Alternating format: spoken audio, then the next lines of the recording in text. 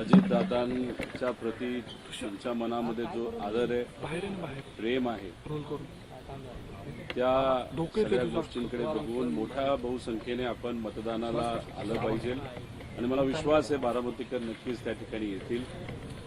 काही ठिकाणी फक्त जे आम्हाला कळलं आहे, लोकांची नावं ज्या बूथवर पाहिजे त्या बूथवर नावं न येता लांबच्या बूथवर नावं तिथं आलेली आहेत, खास करून शहरामध्ये. त्यामुळे लोकांना अजून एक मला सांगायचं आहे की दादांचे जे कार्यकर्ते असतील, जे आपल्या सेवेसाठी आपल्या वॉर्डमध्ये त्या प्रभागामध्ये असतील, त्यांना थोडंसं तुम्ही भेटा. तुमचं नाव कुठं आलंय तिथं जाऊन लांब असलं तरी मतदान करा आणि सुनेत्रा खाकींना खूप चांगल्या मताधिक्याने तुम्ही निवडून द्या. काही प्रमाणात आत्तापर्यंत झालेलं मतदान हे नक्कीच चांगलं आहे, पण काही जे हातावर पोट असणारे लोक असतात, जे शेतामध्ये काम करतात, कष्टकरी असतात, संध्याकाळच्या वेळेस ते सुद्धा मोठ्या बहुसंख्येने मतदानाला येतील. मी सर्व व्यापाऱ्यांचे आभार व्यक्त करतो की बारामती शहरामध्ये व्यापारी संघटनेने एक चांगला निर्णय घेतलेला आहे.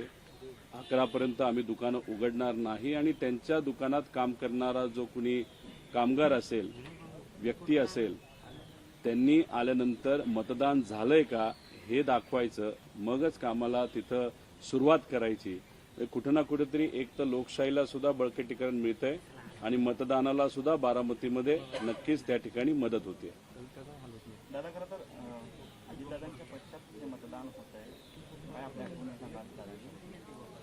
नाही, दादांबद्दल अनेक आठवणी आहेत. मला दादांसाठी आणि साहेबांसाठी जो प्रचार लहान असताना आम्ही करायचो, आई बाबा आणि पवार परिवारातले सर्वच लोक आणि बारामतीकर, कधी कधी सायकल रॅलीमध्ये सुद्धा मी सहभाग घेतलाय, लोकात जायचो. ठीक आहे, लहान असताना कधी भाषण तिथं करत नव्हतो, पण मग आई वडिलांबरोबर जिथं जाता येईल तिथं जात होतो, प्रचार तिथं करत होतो. त्यामुळे ह्या सगळ्या आठवणी आहेत. आणि दादा ज्या पद्धतीने सांगायचे, दादा तसे परखड असायचे, बोलायला कडक, मनातून एकदम मवाळ, कधी कधी टोमणा मारायचे आणि खास करून नेहमी नेहमी जेव्हा केव्हा मला ते बोलायचे, हां चिरंजीव काय चाललंय आता, अशा पद्धतीने ते बोलत असायचे. सगळ्या ह्या गोष्टी कुठं ना कुठेतरी आम्ही मिस करतो. आणि मग अधिवेशनामध्ये म्हणजे आत बसलं असताना सुद्धा लक्ष असायचं, बटन कसं घालतोय, केस वाढलेत आणि बोलतोय कसा.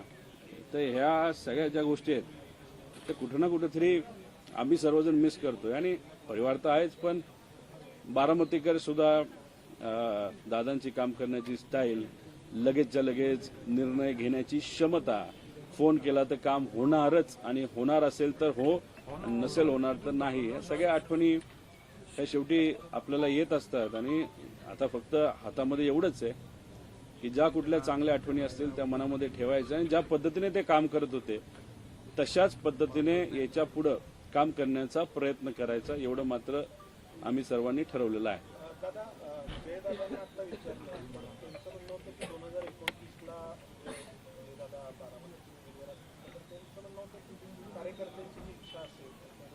नाही, शेवटी कार्यकर्ते आणि पक्षाची जी इच्छा असते आणि पक्ष जो निर्णय घेतो तो तिथं ऐकावं लागतं. त्यामुळे त्यांचा पक्ष वेगळा आहे, त्यांच्या पक्षाने जो कुठला निर्णय त्यावेळेस तिथं घेतला जाईल, म्हणजे काकी जर निवडणुकीला त्यावेळेस उभं राहणार नसतील आणि जे उभं राहणार असेल, शेवटी त्यावेळेस जी लढाई होईल 2029ला, ती तशी बघितली तर सर्व पक्षीय ती लढाई त्या ठिकाणी होऊ शकते. हे बघा, आता अजितदादांच्या वेळेस सुद्धा पवार विरुद्ध पवार झालेलंच आहे, लोकसभेला सुद्धा पवार विरुद्ध पवार झालेलंच आहे. त्यामुळे उद्या जाऊन पवार विरुद्ध पवार होण्याची शक्यता ही आपल्याला नाकारता येणार नाही. लोकांची इच्छा आहे, लोकांचं मत आहे, जी शेवट दादांची इच्छा होते की पवार परिवार एकत्रित आला पाहिजे, परिवार म्हणून एकत्रित आला पाहिजे. हे किती खरं असलं तर राजकीय दृष्टिकोनातून निर्णय घेत असताना कधी कधी चांगल्या गोष्टी होण्यासाठी काही कडक निर्णय घ्यावे लागतात, काही गोष्टींचा त्याग द्यावा लागतो. आता जर उद्या जाऊन परिवाराला एकत्रित यावं लागेल, आम्ही तर विरोधात आहोत, पण सत्तेतून काही लोकांना बाहेर येणं म्हणजे पक्षाला आमदारांकडे बघून आणि त्यांच्या सर्व कार्यकर्त्यांकडे बघून तो तसा सोपा निर्णय नाही. म्हणजे यालाच मुद्दा असा आहे ज्या दादाची इच्छा होती दोन्ही राष्ट्रांनी एकत्र 29 तशी परिस्थिती निर्माण झाली. पण ती परिस्थिती बघून मग आता डाव ठोकला जातोय कशाचा? जयदादांकडनं की बारामती जागा आमच्याकडे राहावी असं काय आहे का? नाही, आता त्यांचा पक्षच वेगळा आहे ना. आता दादांच्या वेळेस पण पवार विरुद्ध पवार झालं. कितीही मनामध्ये इच्छा नसेल, पक्ष वेगळे राहतीलच, कारण का आम्ही विरोधात आहोत. आणि उद्या जाऊन मग तिथं जय उभा राहिला, इथून युगेंद्र तिथं असू शकतं. त्यामुळे ह्या अनुषंगाने पवार विरुद्ध पवार हे बारामतीमध्ये किती लोकांची इच्छा नसली तरी होऊ शकतं. आणि शेवटी झालं असं आहे की पवार विरुद्ध पवार व्हावं ही लोकांची इच्छा नाहीये. पण जे पवारांकडे बघत असताना चांगल्या दृष्टिकोनातून बघत नाही, पवार परिवाराचं लेगेसी, त्यांनी केलेलं जे काही काम आहे, पवार साहेब दादांनी जे काही वलय उभं केलेलं लोकांना सेवा करून हे संपवावं असं अनेक राज्यकर्त्यांची तिथं इच्छा आहे. त्यामुळे त्यांना नक्कीच वाटेल पवार विरुद्ध पवार झालं पाहिजे, पण लोकांना हे वाटत नाही. ह्या दोन गोष्टीमधला हा फरक आहे.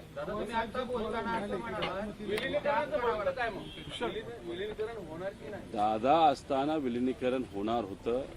दादा असताना विलीकरण झालं असतं तर मी तुम्हाला आत्ता आत्मविश्वासाने सांगतोय 2029चे या राज्याचे मुख्यमंत्री हे दादा 100% त्या ठिकाणी झाले असते. आणि मग आता दादा आज नसल्यामुळे दादांची इच्छा ती होती आणि दादाच आज नसतील. दादा खऱ्या अर्थाने पुढाकार घेणारी व्यक्ती त्या परिवारातून होती, नाही तर पक्षातून होती. दादाच नसतील तर आज विलिनीकरणाचा प्रश्न हा उद्भवत नाही आणि निर्माण सुद्धा होत नाही. आम्ही प्रचाराला, आज अनेक लोकांचं म्हणणं आहे तुम्ही प्रचाराला का फिरताय?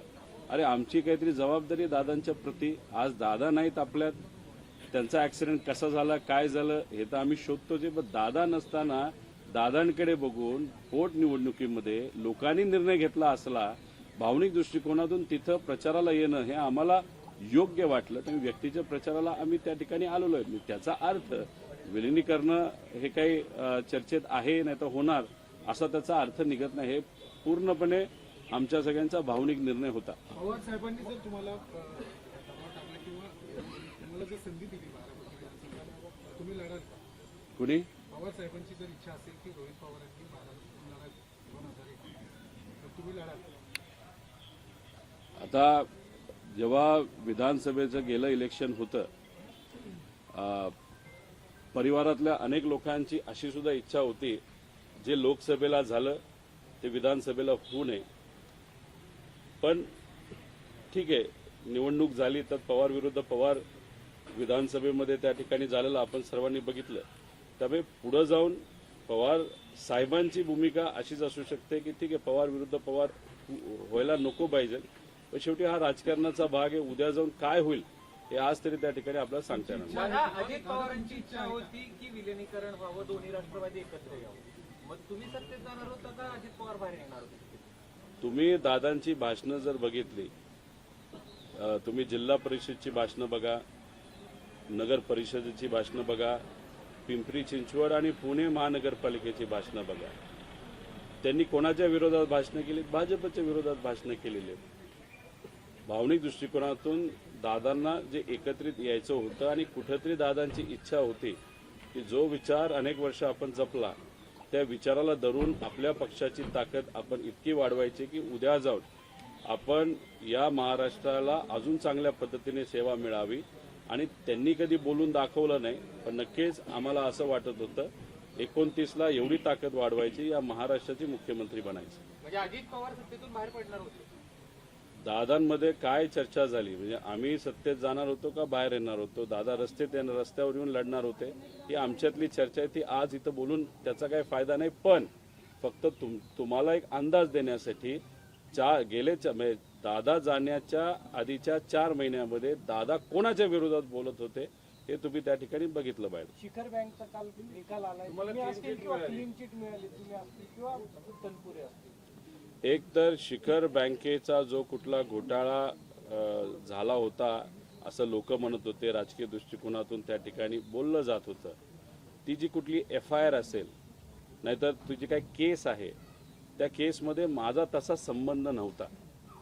माझ्या वेळेस जेव्हा तो कारखाना विकला गेला तेव्हा तिथं राजकीय बॉडी नव्हती. शिखर बँक घोटाळा याची जी चर्चा चालू होती, ज्यावेळेस तिथं एक राजकीय बॉडी त्या शिखर बँकेवर बसली होती, त्या बॉडीने जे कारखाने विकले त्याच्यामध्ये जो भ्रष्टाचार झाला त्याबद्दलची चर्चा होती. मी जेव्हा कारखाना घेतला होता तेव्हा तिथं प्रशासक होता माजी सेक्रेटरी देशाचे. पण फक्त मी सरकारच्या विरोधात बोलतोय. 800 किलोमीटर मी नागपूरला चालत गेलो, लोकांचे विषय मांडले आणि हे नवखं पोरग आता सरकारच्या विरोधात मोठ्या नेत्याच्या विरोधात बोलतंय. याला एकदा आपण दाखवूनच देऊ. या हेतूतून मला घाबरवण्यासाठी ईडीची कारवाई माझ्यावर झाली. पण कुठेतरी ते विसरून गेले की शेवटी हा मराठी माणूस आहे, न घाबरणार आहे. आम्ही झुकलो नाही, अडचणीत आणण्याचा प्रयत्न केला. पण मग शेवटी आमच्याकडे दुसरा कुठला पर्याय नसल्यामुळे कोर्टात जेव्हा युक्तिवाद तिथं केला गेला तेव्हा तिथं कोर्टाने आम्हाला न्याय दिला आणि या विषयातून आम्हाला मोकळं केलेलं आहे. त्यामुळे ईडीची केस आता आमच्यावर त्या बाबतीतली कुठलीही नाही. तुमची इच्छा आहे का बारामतीमधून लढायची?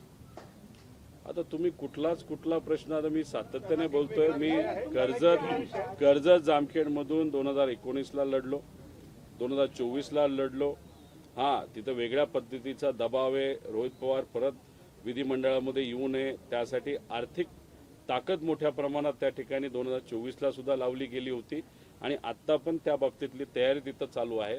त्यामुळे निर्णय घेत असताना मी सातत्याने हेच सांगतो, तिसऱ्यांदा सुद्धा मी कर्जत जामखेड मधूनच त्या ठिकाणी लढणार. आणि अजून एक गोष्ट, तुम्ही आज आपण एवढ्या बाबतीतली चर्चा करून, राजकारण ही अशी गोष्ट आहे, आज एक आणि उद्या दुसरी असते. त्यामुळे राजकारणात उद्या जाऊन काय होईल हे आपल्याला सांगता येत नाही. जयदादांच्या विधानाचा अर्थ काय घ्यायचा आम्ही? जयदादांच्या विधानाचा अर्थ काय? जय पवारांच्या विधानाचा अर्थ हा, जय पवार उद्या जाऊन इथून लढणार का नाही लढणार, म्हणजे त्याचा जो विषय होता तो व्यक्तिगत होता. म्हणजे व्यक्तिगत दृष्टिकोनातून त्यांची जी वेगळी पार्टी आहे त्या पार्टीच्या अनुषंगाने त्यांनी तिथं स्टेटमेंट दिलं.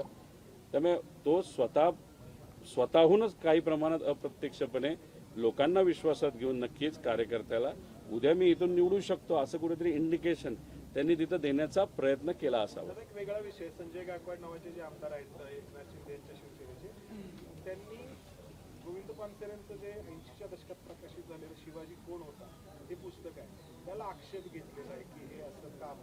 प्रकाशकांनी त्याचं उत्तर दिलेलं आहे की पानसरेंनी खरे शिवाजी महाराज मांडण्याचा प्रयत्न केला. तर नावावर जर घेतला असेल तर खरंच आपण मराठी या भाषेमध्ये जर गेलो तर भाषेच्या अनुषंगाने ते नाव बरोबरच आहे. तर बऱ्याच लोकांनी युक्तिवाद केला. जे कोणी गायकवाड का कोण आहे, कशी व्यक्ती तुम्हाला माहिती, कदाचित एका कॅन्टीनमध्ये मारामारी करणारेच गायकवाड असतील. त्यामुळे त्यांचं शिक्षण किती झालं हे मला तरी सांगता येणार नाही. छत्रपती शिवाजी महाराज फक्त पुतळे उभा करण्यासाठी नव्हे, त्यांच्या खऱ्या अर्थाने विचार समजून घेऊन आत्मसात करून आपल्याला काम करावं लागतं. त्यांनी जर या पुस्तकावर आक्षेप घेतला असेल त्यांचा अर्थ त्यांना छत्रपती शिवाजी महाराज कळलेच नाहीत. आईशी बोलत असताना आपण आईला अरे तुरेच त्या ठिकाणी करतो आणि त्या पुस्तकाचं मराठी आपण कुठल्याही भाषेचा अभ्यासकाला जर विचारलं तर त्यांचं म्हणणं बरोबर आहे. नावावर न जाता त्याच्या आत, पुस्तकाच्या आत काय लिहिलंय हे आपण बघावं आणि त्याच्याच बरोबर हे जे सर्व दाभोळकर, पानसरे यांच्यावर अन्याय कुणी केला हे पहिलं तुम्ही शोधा आणि तिथं न्याय देण्याचा प्रयत्न करा. पण नाही, ज्यांची राजकीय कपॅसिटी मोठी आहे पण बौद्धिक कपॅसिटीवर ज्यांना प्रश्न मार्क आहे त्यांनी तरी या विषयाबद्दल बोलू नये. दादा, अजितदादांच्या अपघाताच्या संदर्भात तुम्ही वारंवार शंका उपस्थित केलेला आहे, पीपीटी प्रेझेंटेशन दिलेलं आहे आणि त्याचा आणि आता ईडीची क्लीन चिट मिळाली, हे टायमिंग तुम्हाला कसं वाटतं? म्हणजे तुमची आक्रमकता कमी करण्यासाठी किंवा तुम्हाला खुश करण्यासाठी अशा पद्धतीने क्लीन चिट दिली असं अशी चर्चा? नाही, काय खुश करायचं. आता जेव्हा केस झाली तेव्हा आम्ही आक्रमकतेने अजून जास्त बोललो. म्हणजे आम्ही कुठंच त्या ठिकाणी घाबरलो नाही. आता एखाद्या केसमध्ये काहीच नसेल, केसच फुसकी असेल, नाही तर फटाकाच फुसका असेल, पण तो किती दिवस त्या ठिकाणी त्या फटाक्याला दाखवून तुम्ही घाबरवणार आहात. त्यामुळे याला आणि त्याला तुम्ही लिंक करूच शकत नाही आणि हे काय विषय इथं थांबणार नाही आहे. या महाराष्ट्रामध्ये ठराविक लोक या सरकारच्या विरोधात बोलत आहेत, त्या 4-5 लोकांमध्ये माझं नाव घेतलं जातं. त्यामुळे मी आक्रमकपणा काही कमी करणार नाही. कारण जे आज या राज्यामध्ये चाललेलं आहे ते काही ठीक नाही, ते काही बरं नाही. त्यामुळे लोकांच्या बाजूने लोक जेव्हा अडचणीत असतील मी तर बोलत राहील आणि उद्या जाऊन वेगळ्या वेगळ्या पद्धतीने मला अडचणीत आणण्याचा प्रयत्न हा नक्कीच सत्ताधाऱ्यांकडनं तिथं केला जाऊ शकतो. राहिला प्रश्न अजितदादांच्या ॲक्सिडेंटबद्दल साधा आमचा विषय होता, FIR करा. आम्ही कर्नाटकात जाऊन कर्नाटकाच्या कोर्टाली अप्रूव्ह करून DGPली महाराष्ट्र DGPकडे FIR पाठवला, तो CIDकडे पाठवला गेला, पण CID त्याला स्वीकारत नाही. ते म्हणतात आम्ही फक्त एन्क्वायरी करू. अहो मग FIR स्वीकारायला तुम्हाला अडचण काय? दुसरं, एका बाजूला 25-15 नाही तर PWD या छोट्या मोठ्या कॉन्ट्रॅक्टची 1,00,000 कोटी रुपयाची बिलं प्रलंबित मराठी कॉन्ट्रॅक्टरची.